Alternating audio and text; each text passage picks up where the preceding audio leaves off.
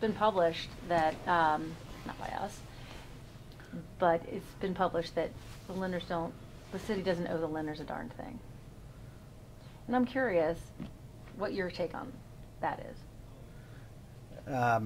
I thought it was quite a dishonest leap by the reporter to write that at a press conference where Carl Lindner says to the public, we are going to privately finance our own stadium, for the reporter to then suggest that he sat at a press conference and said the public owes me a stadium.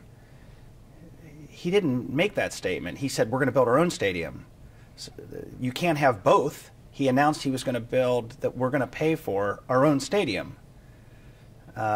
He was answering a question from another reporter in the context of, wow, you're going to spend $350 million to bring the MLS to Cincinnati. I mean, are you nervous about that? And Carl said that we view this as a legacy investment, that his family views this as part of the family's longtime commitment to making this community a better place, and that's not something new, that's something that the family's been doing for generations. And so, yes, he views this as a legacy investment that's about making this community better for future generations, because professional soccer is the sport of the world. There's more soccer fans on this planet, more people playing soccer on this planet than any other sport. And it was in that context that he said, yes, he's very comfortable making a $350 million commitment. So I don't know, maybe the reporter wanted to make a name for himself by taking a cheap shot at Carl Lindner. But I think anyone who actually watched the press conference, the reporters that covered the press conference, certainly understood that we sat there saying we are going to pay for our own stadium. So I'll take Paul Doherty's column over someone trying to make a name for himself. Yeah, because at least on the surface, it seems like a pretty good deal for the city, right? So you guys are going to pay for everything. You need some roads and some parking. Is that about right? We announced, yes. We announced that we're going to privately pay for our own stadium. We're going to spend $350 million private money.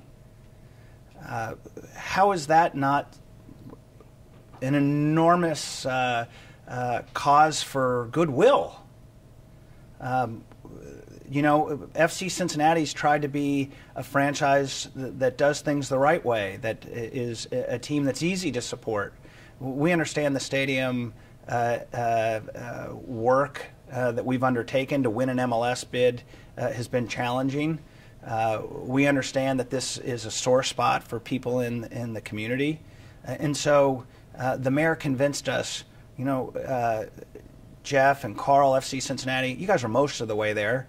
Just go the rest of the way. But in doing so, you'll be betting on the future of Oakley. You'll be betting on the upside that comes with having this great stadium in this great development. And just like it was done on the banks between the two stadiums, just as done on projects like MedPace or the GE or countless others, the government will do the infrastructure piece.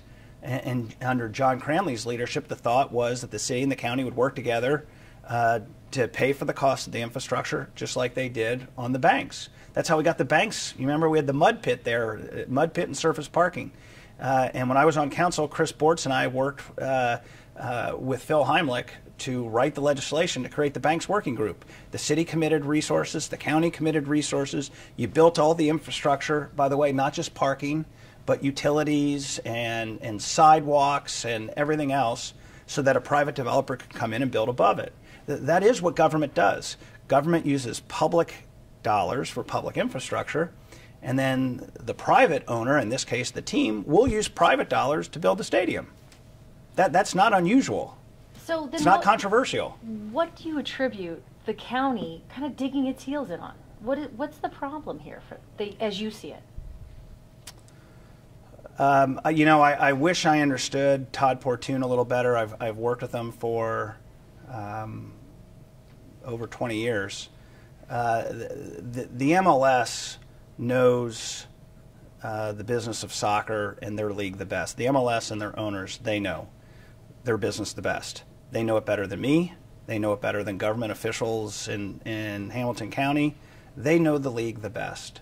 And they have said, in order to continue to grow the league and grow the sport, a sport that's only a league that's only 20 years old, that doesn't have these enormous television contracts like some of the others, in order just to survive, the teams have to own and control their own stadiums.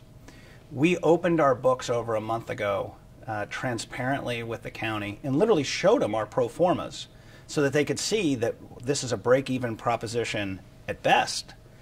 So we're going to spend $350 million of our own money to break even at best.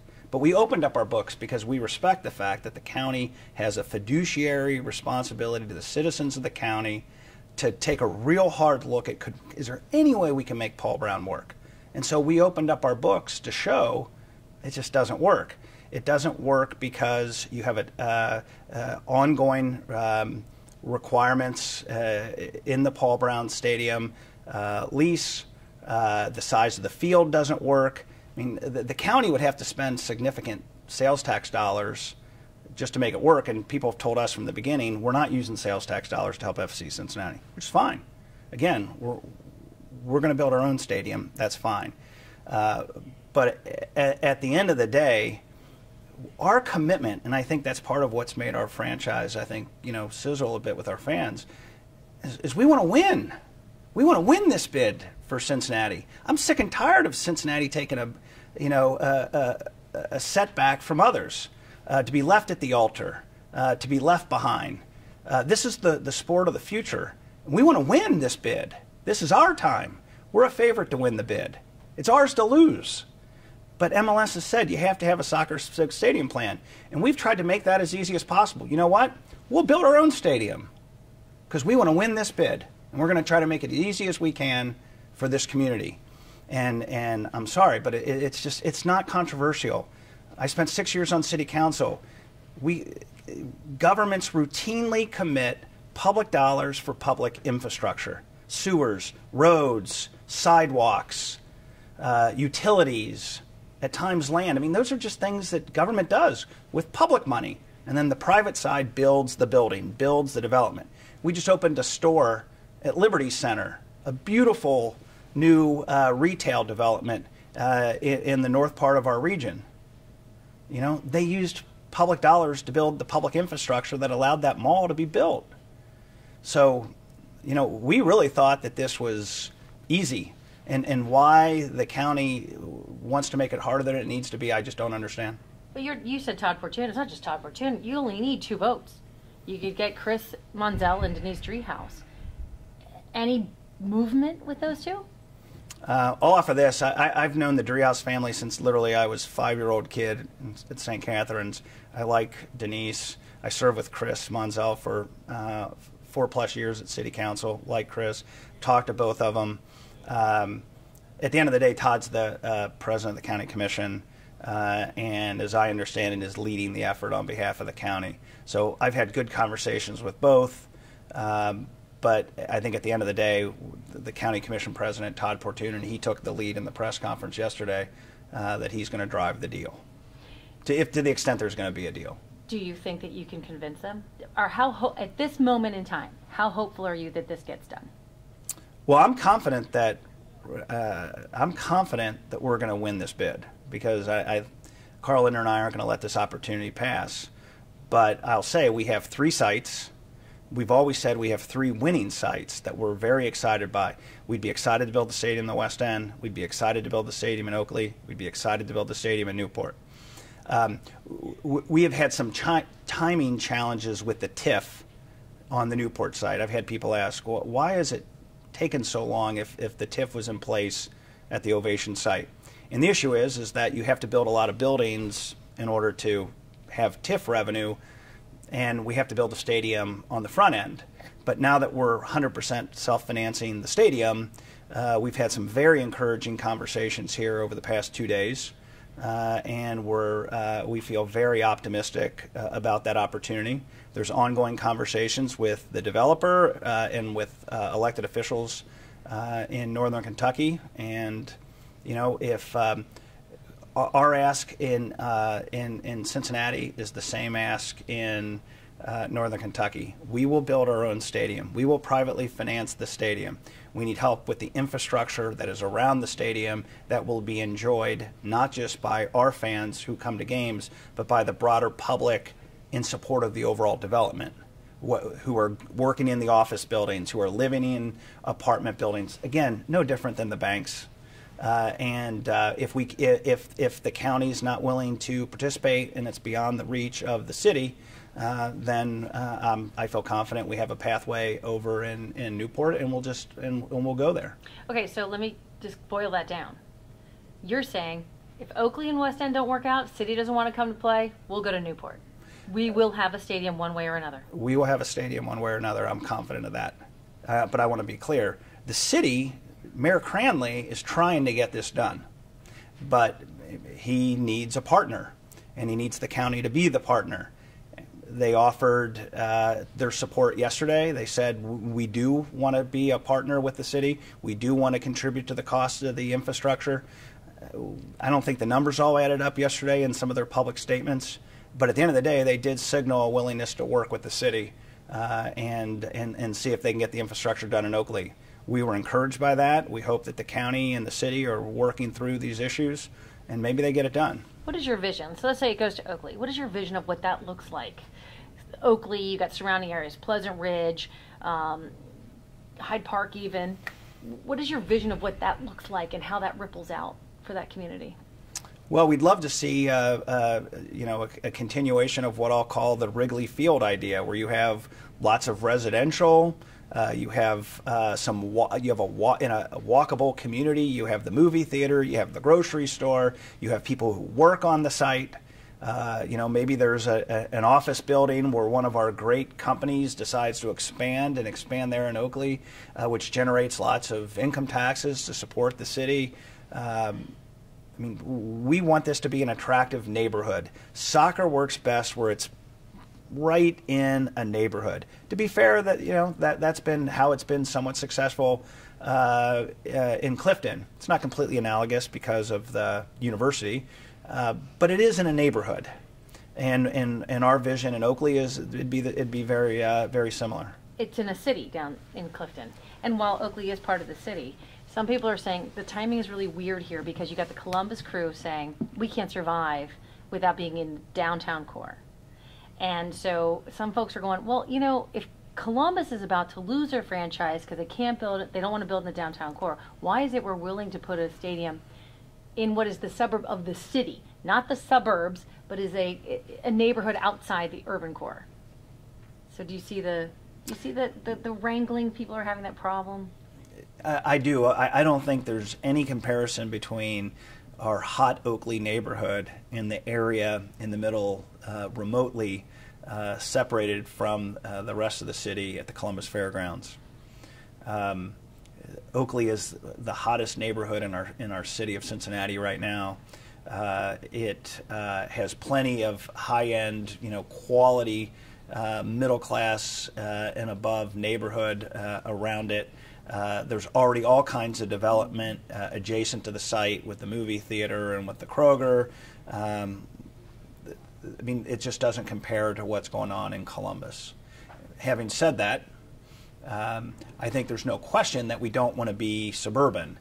We advanced 3 winning sites. None of them were suburban. We weren't looking out in Mason. Mason had some great sites. We didn't want to be that far away. There have been pitches out at the airport and points in between. We want to be in the core. And for us, Oakley is about the northernmost part of the urban core. I imagine you feel that the deal that you all have offered to build your own stadium is extremely fair to the taxpayers of Greater Cincinnati. Is there anything you've left on the table? Have you put it all out there? Or is there room to wiggle financially for you? We're going to spend private dollars on a private stadium. We are not going to spend private dollars on public infrastructure. So that's it. Public dollars go to public infrastructure. I was a member of Cincinnati City Council for almost 6 years. Public dollars go to public infrastructure. The county knows that. The county commission know it. They've done it on the banks. They've done it in other neighborhoods and municipalities all over this county. They know that. The folks at the city know that. Public dollars go to public infrastructure. And you know, thank you very much. We'll pay for the stadium. I think that should please people enormously. And they handle the infrastructure part. So those folks in Cincinnati, some folks in our area would go, we have enough stadiums. We've heard Todd Porch. Right, we're paying for our own stadium. We are paying for our own stadium. If we want to risk $350 million of our money to build our own stadium, that should satisfy the people who think we don't need a third stadium. We think we do to win this. Well, actually, we know we do to win this bid. We need a third stadium to win this bid. And we're willing to put our own money and bet our own money on that need. Any chance at all, any chance, any snowball's chance you'll do PBS? No. It's off the table. Listen, if the county wants to sit down and have us review for them once again how it doesn't work, and they want to do that today, tomorrow, but we literally have spent over a month on Paul Brown Stadium. Okay, I'll finish this up here in a second. I think you got to go. But if you could say something to Todd Portune and crew right now, what would it be? Let's be winners. Let's not be losers. Paul Brown Stadium is a losing bid. They know that. They know that. They know that. Paul Brown Stadium does not represent a winning bid. We've spent a month. We transparently opened our books and showed them how it's not a winning bid. I'm tired of seeing this community lose. I want to see this community win. Paul Brown Stadium does not represent a winning bid. The MLS knows their business. The owners of the MLS know their business. They've been very clear with cities and everyone participating in this expansion process from the very beginning. The team needs a soccer-specific stadium. When you guys had that news conference the other day, I kind of thought to myself, this is a bit of a gamble coming out like this. It almost feels like, you know, in some ways that you're sort of putting the county, like, hey guys, we're letting the fans know this is what's happening. We're letting everybody know that we put this all open kimono. Now it's your turn. Go storm the castle. Go stand there with your flags and your drums and beat and say, demand this from them. Yeah? Listen, I think there's great enthusiasm for winning this MLS bid. I think most people see that this would be an enormous win for our community. We're a community with a lot of momentum right now. This would be one more element to that. Our stadium that we're going to pay for is going to be a community asset. It's not just going to be for us. We'll use it for high school games, college games, movie nights in the neighborhood, concerts. It'll be a community asset. But we can do all these things. But we need the city and the county to partner to build the public infrastructure. That's it. That's it. All right, stay put. Thank you. So, all right, still on the record, but in cutaways. Where do you place the odds of this happening with the city and county? I don't know. Honestly, I don't know. I mean, you really have, because you and Todd have known each other a long time. Yeah, we have. I mean, I'm kind of stunned by how far he's digging in this hill. As a Democrat, too, with a Democrat mayor and, you know. My understanding is that I have been told that... Remember, you have a microphone. I know. Okay. That there are some commissioners who feel that FC Cincinnati winning an MLS bid is not all that important, that they think an expanded convention center, they think solving the arena, that they think that those are far greater priorities than this. They are priorities. Well, the thing that, you know, the mayor would say is they're not mutually exclusive. Does one mean the other doesn't happen? Of course not. I would hope that we can figure out something that they all happen. We just have a timing need here. So this doesn't mean that we're the most important. It does mean that we need a decision first. But again, we've tried to make it easy. We really have. Just help us pay for the public infrastructure. That's all we need, the public infrastructure. I mean, you're getting up against it. How are you sleeping? Not a lot? Not a lot, yeah.